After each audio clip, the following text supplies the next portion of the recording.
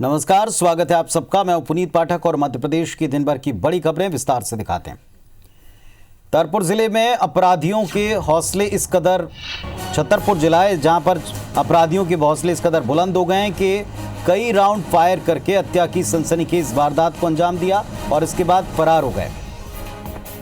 ये घटना शहर के सिविल लाइन थाना इलाके के पायल ढाबे के पीछे की है, जहां पर बाइक सवार अज्ञात बदमाशों ने अर्जुन सिंह टुरिया नाम के युवक के ऊपर एक के बाद एक कई राउंड दागे। इसमें युवक की मौके पर ही मौत हो गई। इस घटना में एक युवक गंभीर रूप से घायल हुआ है, जिसे कई गोलियां लगना बताया गया है। इलाज के लिए इसे जिला अस्पताल ले जाया गया है। सनसनीखेज वारदात है, जिसके बाद पुलिस पहुंची, आला अधिकारी पहुंचे, घटनास्थल का जायजा लिया और खाली पड़े कारतूसों को चिन्हित कर जांच और छानबीन शुरू कर दी। नरेंद्र परमार सहयोगी हमारे जुड़ गए हमारे साथ। नरेंद्र, बताएं क्या हुआ है वहाँ? देखिए पुनीत, हम आपको बता दें, छतरपुर शहर का जो सिविल लाइन थाना इलाका है उसके सागर रोड पे पायल ढाबा है। पायल ढाबा के पीछे जो अर्जुन सिंह टोरिया है वो अपने किसी काम को लेकर वहां पर पहुंचे हुए थे अपने साथी राकेश पांडे के साथ। जैसे ही वो वहां पर पहुंचते हैं और तत्काल वहां पर अज्ञात बाइक सवार बदमाशों की वहां पर आमद होती है और तत्काल अर्जुन सिंह जो टोरिया के रहने वाले हैं उनको देख के ताबड़तोड़ वहां पर फायरिंग की जाती है। और फायरिंग में अर्जुन सिंह को करीब ऐसा बताया जा रहा है कि 4, 5 से 6 गोलियां उनके शरीर में लगी हुई है और उनकी मौके पर मौत हो जाती है। अर्जुन सिंह का टोरिया का जो दूसरा साथी थे राकेश पांडे, इनको भी इस पूरे घटनाक्रम में गोलियां लगी हुई है। उनको गंभीर हालत में जिला अस्पताल में इलाज के लिए भर्ती कराया गया है। पुलिस अधीक्षक और तमाम पुलिस के अधिकारियों को जैसे इस पूरे मामले की खबर सूचना मिली तो एडिशनल एसपी और सीएसपी सहित भारी पुलिस बल मौके पर पहुंच गया और पूरे इलाके की नाकेबंदी की जा रही है। और जो मौके पे कारतूस मिले हैं उनको जब्त करके एफएसएल टीम भी मौके पे पहुंची है और एफएसएल द्वारा भी जांच की जा रही है। और इस पूरे मामले में जो वजह निकल के सामने आई है, जो एडिशनल एसपी समीर सौरभ है, उनका कहना है कि जो अर्जुन सिंह है इनके द्वारा कुछ साल पहले जो एक बंबू राजा नाम के जो युवक थे उनकी गोली मार कर हत्या कर दी थी। शायद उसी रंजिश को लेकर इस पूरी घटनाक्रम को अंजाम दिया जा सकता है। पुलिस ने इस पूरे मामले में संदेहियों की गिरफ्तारी के लिए टीमों को भी रवाना कर दिया है। चलिए, शुक्रिया आपका इस पूरी जानकारी के लिए। तो हमारे सहयोगी बता रहे थे कि इस पूरे मामले में पुलिस अब छानबीन करने में जुट गई है। युवक के साथी को भी पेट में गोलियां लगी, युवक की भी हालत गंभीर है और दोनों का इलाज जारी है। सिविल लाइन थाना के पायल ढाबे पर यह पूरी वारदात घटी।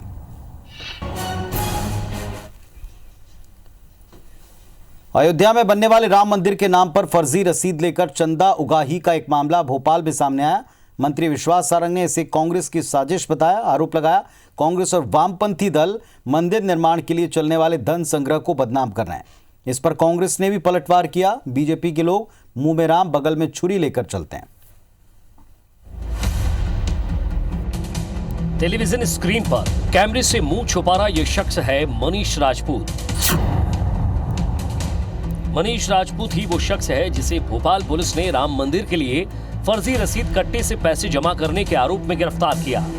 मंगलवार को कांतिलाल भूरिया के बयान के बाद अब मनीष की गिरफ्तारी ने प्रदेश की सियासत को गरमा दिया है। बीजेपी ने अवैध वसूली के लिए सीधे कांग्रेस और लेफ्ट को कटघरे में खड़ा किया है। इसमें यदि कांग्रेस और वाम दल के नेता इसको बदनाम करने की कोशिश करेंगे और इस तरह अपने कार्यकर्ताओं के माध्यम से स्वयं रसीदें कटवा कर पैसे वसूलेंगे, ये सीधा मेरा आरोप है कि ये कांग्रेस का ही कार्य है और इस तरह से इस पूरे अभियान को बदनाम करने की साजिश है। कुछ लोग प्रायोजन के द्वारा भी इस तरह का करते हैं। अच्छे काम को बदनाम करने की भी साजिश रहती है इन लोगों की और इसलिए संस्था को आगे आना। पर एक पुनीत कार्य हो रहा है, प्रार्थना ही कर सकते हैं कि कृपा करें इस पुनीत कार्य को पुनीत ही रहने दें। ये आरोप जो लगा रहे हैं ना, राम जी पे लगा रहे, राम जी के काम पे लगा रहे। काम कैसे हो जाए?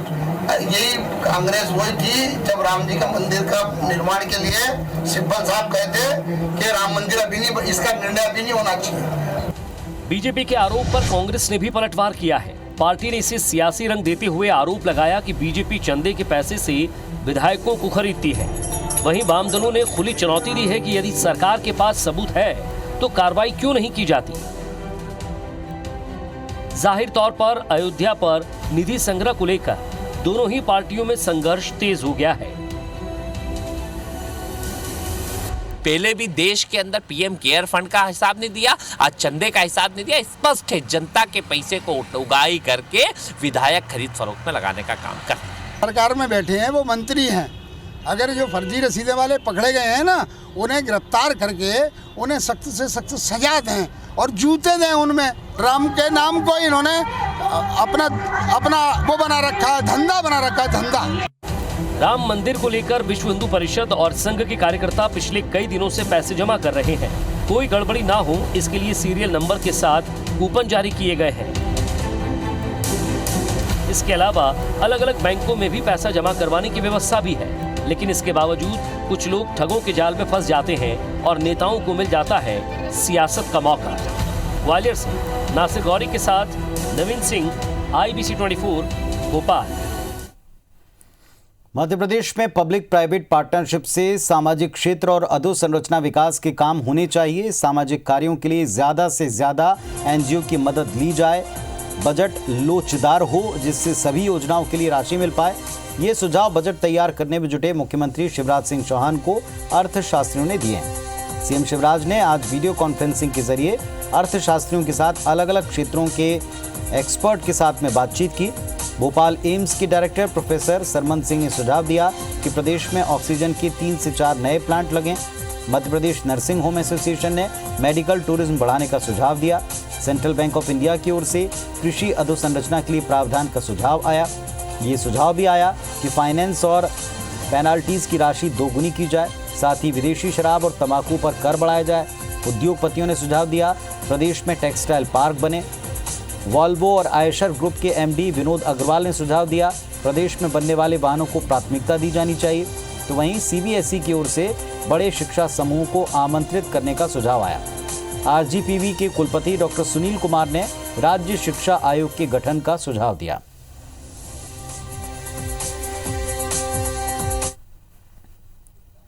वहीं आज मुख्यमंत्री शिवराज सिंह चौहान ने चाय पर चर्चा की और इसी कड़ी में आज उनकी मुलाकात नगरीय विकास एवं आवास मंत्री भूपेंद्र सिंह के साथ रही। इस दौरान मंत्री भूपेंद्र सिंह ने बताया कि प्रदेश के नगरों के विकास और सौंदर्यीकरण के कार्य लगातार जारी हैं और आगे भी चलते रहेंगे। लोगों को बुनियादी सुविधाओं की उपलब्धता की निरंतर समीक्षा की जा रही है। मंत्री भूपेंद्र सिंह ने कहा शहरों के सौंदर्यीकरण और विकास, विशेष तौर पर उद्यानों के विकास, शहरी परिवहन साधनों के विस्तार, पेयजल और सीवेज प्रणाली व्यवस्था को बनाए रखने के लिए अफसरों को सक्रिय रखा जाएगा और निरंतर समीक्षा भी होगी।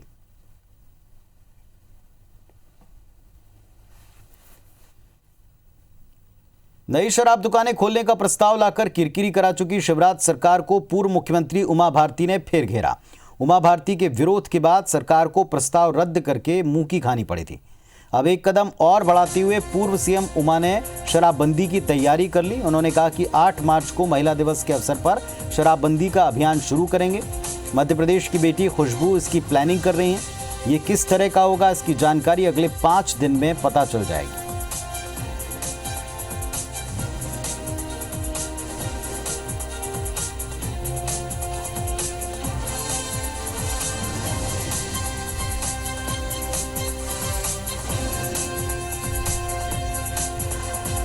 तो उमा भारती ने पिछले दिनों ही ये बात तय कर ली थी कि शराबबंदी को लेकर अभियान चलाएंगी। सबसे पहले उन्होंने इस बात को लेकर ट्वीट किया कि क्यों नहीं बीजेपी शासित राज्य पूर्ण शराबबंदी की तरफ बढ़ते हैं। और ये तब हो रहा था जब प्रदेश में शराब दुकानों के आउटलेट बढ़ाने को लेकर चर्चाओं का दौर और प्रस्ताव की बात हो रही थी। अब फिर से उमा भारती ने ट्वीट करके इस मामले को गरमाया कि 8 मार्च से नशा मुक्ति अभियान होगा और साथ में उन्होंने ये भी कहा कि इसका पूरा कार्यक्रम अगले 4-5 दिनों में सामने आ जाएगा।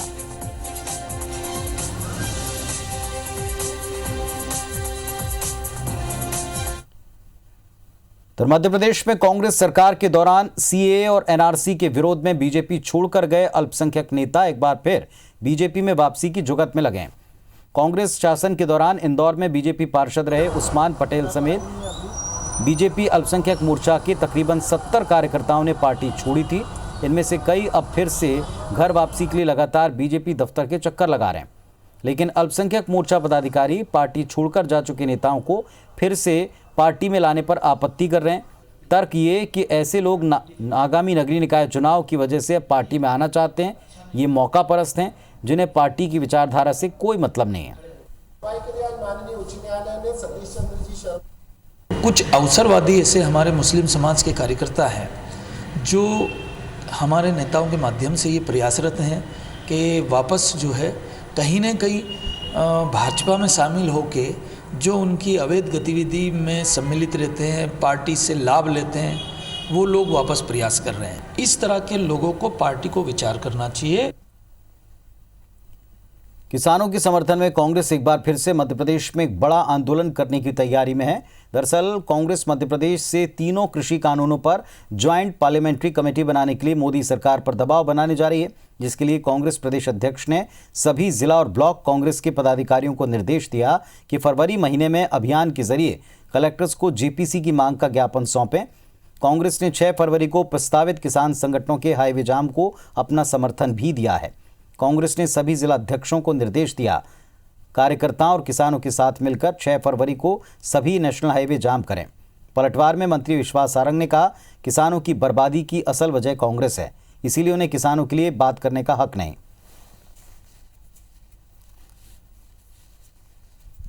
दबाव नहीं, स्पष्ट है। इस देश के मूल अन्नदाता जो अपने हक और अधिकार की बात कर रहा है, उसकी बात के लिए जेपीसी क्यों नहीं बनना चाहिए? इस हिंदुस्तान का अन्नदाता सड़कों पे बैठा है, उसके लिए जो आपके लिए गेहूं उगाता है, उसके लिए कीले उगाने का काम सरकार कर रही है। क्या देश की संसद जो चुने हुए जनप्रतिनिधियों की, वो किसानों के साथ बैठ के उसके लिए जेपीसी?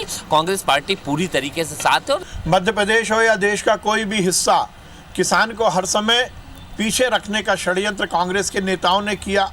अब उन्हें किसान याद आ रहे हैं। देश में भी हर हिस्से में यदि किसान पिछड़ा है तो उसका कारण केवल और केवल कांग्रेस है। इधर किसान आंदोलन को लेकर मध्य प्रदेश के गृह मंत्री नरोत्तम मिश्रा ने कांग्रेस को निशाने पर लिया। नरोत्तम मिश्रा ने कहा कि कांग्रेस किसानों से सरकार की वार्ता में कील ठोकने का काम कर रही है। किसान आंदोलन के नाम पर कांग्रेस अपने अस्तित्व को बचाने में जुटी है। मंत्री नरोत्तम मिश्रा ने नकली दवाओं के मामले में लोगों से अपील की कि जानकारी मिलने पर संबंधित थानों में शिकायत दर्ज कराएं। नरोत्तम मिश्रा ने राम मंदिर के लिए चंदे के नाम पर अवैध वसूली को लेकर कहा, गड़बड़ी करने वालों पर कड़ी कार्रवाई की जाएगी। वार्ता में कीलें ठोकने का काम राहुल गांधी कर रहे हैं। दरअसल कांग्रेस अपने अस्तित्व बचाने की लड़ाई लड़ रही है। दूसरे के आंदोलन में खुद को शरीक करके वाहवाही लूटना चाहती है। जैसा मैंने कहा था कि दूसरे के लल्ला को पल्ला में खिलाना अब कांग्रेस की नियत ही हो गई है। मुरैना में जहरीली शराब कांड से 28 लोगों की मौत के मामले में कांग्रेस के पूर्व मंत्री गोविंद सिंह और लाखन सिंह मृतकों के घर पहुंचे। मृतकों के परिजनों को 50-50 हजार रुपए के चेक बांटे। इस दौरान पूर्व मंत्री गोविंद सिंह ने सरकार पर आरोप लगाया कि शराब कांड के आरोपी आगरा से मेथनॉल खरीदकर कैसे मुरैना तक आए। ये जांच का विषय है। उन्होंने आरोप लगाया कि आरोपियों को राजनीतिक संरक्षण प्राप्त था, जिसके चलते लंबे वक्त से नकली शराब बनाने का काम कर रहे थे। अगर मामले में बारीकी से जांच की जाए तो और खुलासे हो सकते हैं। कौन आ रहा है? भारतीय जनता पार्टी के शराब माफिया, उन्हें जहरीली शराब बेची। उसमें 27 किसान भाई हमारे मुरैना जिले के मर गए। 50-50 हजार रुपये की आर्थिक सहायता पीड़ित परिवारों के लिए भेजी थी। वो हम लोगों ने जाके सौंपे और सभी परिवारों के प्रति शोक संवेदना व्यक्त की। मुरैना जिले में जहरीली शराब से हुई मौतों के बाद दतिया आबकारी विभाग पूरी तरह से सचेत है। मुरैना जैसी घटना दतिया में ना हो पाए, इसके लिए जिला आबकारी अधिकारी और सहायक आबकारी अधिकारी की टीम लगातार कार्रवाई कर शराब माफियाओं पर नकेल कस रही है। इसी कड़ी में बुधवार को कंजर डेरे पर 300 बल्क कच्ची हाथ भट्टी शराब जब्त की गई। करीब 12,000 लीटर गुड़ लहान नष्ट किया गया। इसके अलावा 7 शराब भट्टियों को नष्ट कर शराब बनाने का सामान भी बरामद किया गया।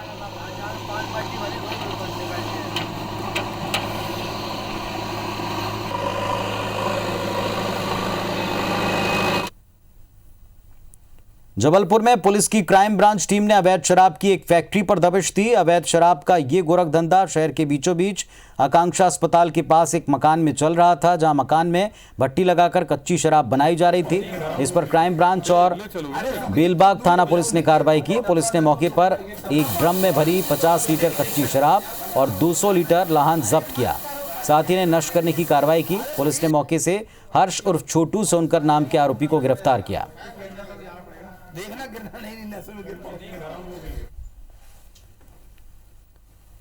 भोपाल पुलिस और आबकारी टीम ने बुधवार तड़के बैरसिया संभाग के तरावली, पठार और करारिया गांव में अवैध देसी शराब बनाने वाले तस्करों के अड्डे पर दबिश दी। पुलिस और आबकारी टीम को देखकर तस्कर भाग गए। पुलिस ने यहां से भारी मात्रा में अवैध शराब बनाने का जखीरा जब्त किया। तस्करों ने जंगल के अंदर नालों के किनारे गड्ढे खोदकर ड्रम में अवैध शराब भरकर जमीन के भीतर छिपाई थी। यहां से 21,000 किलो महुआ लाहन, 530 लीटर हाथ से बनी देसी शराब जब्त कर नष्ट की गई। पुलिस ने मामले में आबकारी एक्ट के तहत 10 प्रकरण दर्ज किए हैं।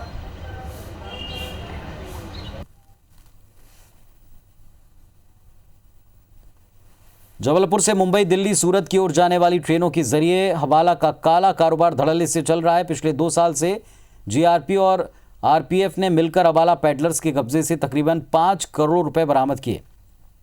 हवाले का रुपया पकड़े जाने पर जांच की बातें भी की गई, लेकिन आज तक हवाला पैडलर्स के सोर्स कौन थे ये पकड़ में नहीं आ पाया।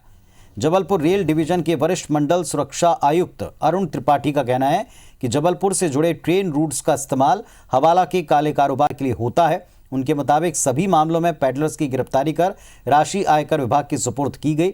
हवाला रैकेट के सोर्स तक पहुंचने का काम आयकर विभाग का है।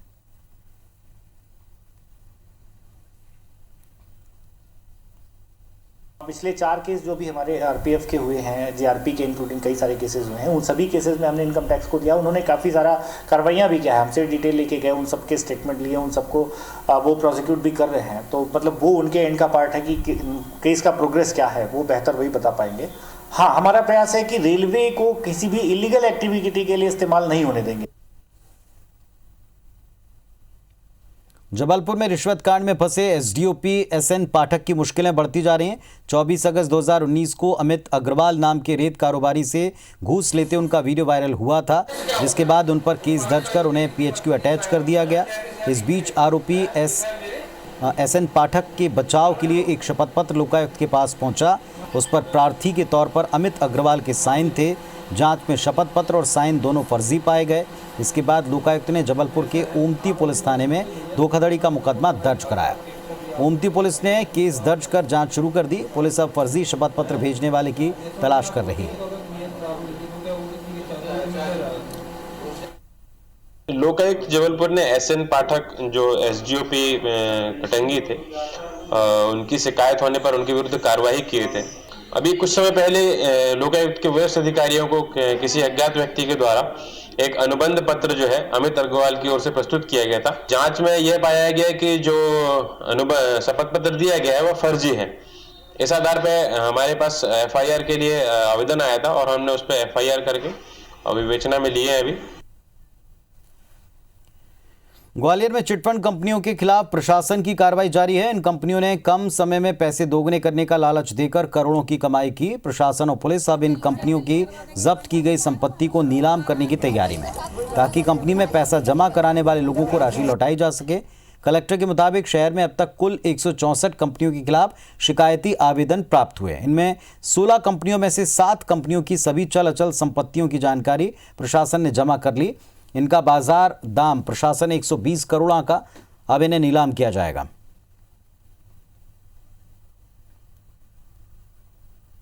पांच प्रॉपर्टी के रेट आ गए थे तो वो हमने नीलाम कर दी, उसका पैसा जमा हो गया।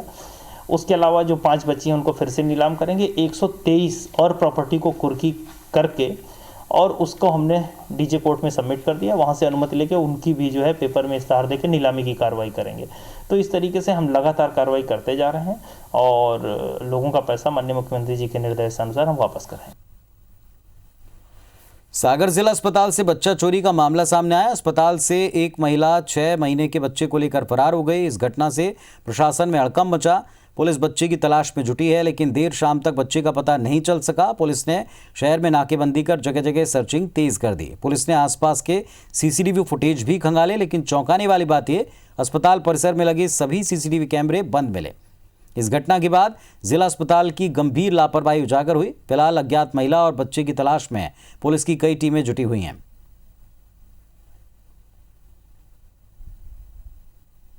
सर यहाँ से हम कपड़े धोने आए थे वहाँ पे, तो बच्ची वहाँ से वार्ड नंबर 1 से बाहर आई बच्चे को लेके, और इससे बोलने लगी बिस्किट का पैकेट ला दो बेटे, बच्चा मुझे दे दो। ये बिस्किट का पैकेट लाने गई, जब तो वहाँ से वापस आई और बोलने लगी मैं वहाँ से आ गया वापस, और बोलने लगी फूफा जी यहाँ एक लेडीज खड़ी थी, वो लड़का लेके चली गई। नहीं, मैंने भी सुना है कि हमारे यहाँ से एक बच्ची छोटी से लिए थे, छोटे बच्चे को, तो एक औरत लेके चली गई थी चोरी कर। नहीं, कैमरे तो अस्पताल के हमें लगता, मेरे जब से आया उसके पहले ही से बंद है। जबलपुर के विक्टोरिया जिला अस्पताल में लापरवाही की एक तस्वीर दिखी। आरोप है कि अस्पताल परिसर में पेट दर्द से पीड़ित 10 साल के बच्चे की इलाज के अभाव में मौत हो गई। मदर टेरेसा नगर के रहने वाले सक्षम को लेकर परिजन अस्पताल पहुंचे और 2 घंटे तक भटकने के बावजूद उनको इलाज नहीं मिला। एक्सरे वार्ड के पास पेट दर्द से बेहाल बच्चा बेहोश हो गया। इस दौरान एक महिला ने मदद की और बच्चे को गोद में उठाकर ओपीडी तक पहुंचाया, भर्ती कराया, लेकिन तब तक बच्चे की मौत हो गई। जिला अस्पताल के डॉक्टर सफाई दे रहे हैं कि अस्पताल लाने से पहले ही बच्चे की जान जा चुकी थी। इधर बच्चे की मां का कहना है कि अस्पताल में बच्चे की सांसें चल रही थी। अगर वक्त पर भर्ती कर इलाज होता तो मासूम की जान बच जाती। पलटी हो रही थी, पेट में दर्द था बहुत ज्यादा। हाँ, तो क्या हुआ, यहाँ इलाज नहीं मिला? इलाज नहीं मिला। हम पूछते रहे कि कहाँ है 10 नंबर, कोई नहीं बता रहा था, लेकिन सही सार नहीं बता रहा था कि उधर ले जाओ। उठाते ही उठाते वो ऐसा हो गया।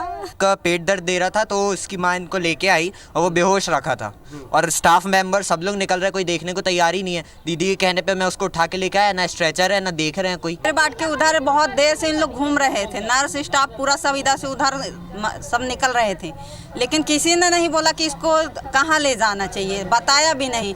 देख रहे हैं, मैंने 2-3 जन से बोला भी कि मतलब इसको कहीं उधर पहुंचा दीजिए, फिर भी नहीं पहुंचाए। उधर इसकी सांस चल रही थी बच्चे की। हमारे यहाँ जो बच्चा आया था वो मृत स्थिति में ही आया हुआ था। पूछने में ये बताया गया कि 3 दिन से बच्चे के पेट में दर्द था और बाहर कोई लोकल में वो इलाज ले रहे थे। कटनी जिले के एनकेजे के रिसीविंग यार्ड में BAPTN ट्रेन के 6 कैप्सूल डिब्बे पटरी से उतर गए। इससे रेलवे प्रशासन में हड़कंप मच गया। रेलवे के वरिष्ठ अधिकारी समेत ब्रेकडाउन टीम मौके पर पहुंची, 3 डिब्बों को पटरी पर वापस लाए, जबकि बाकियों को वापस लाने का प्रयास शुरू किया। घटना के बाद नई कटनी जंक्शन से बिलासपुर अप डाउन रेल आवागमन प्रभावित हुआ है। बताया जाता है कि ये ट्रेन 2 फरवरी को बिलासपुर की ओर से यार्ड में आई थी। यार्ड में खड़ी ट्रेन दोपहर में अपने आप पीछे की तरफ लुढ़क गई और 6 कैप्सूल डिब्बे पटरी से उतर गए। इससे रेल सिग्नल और बिजली के खंभे क्षतिग्रस्त हुए।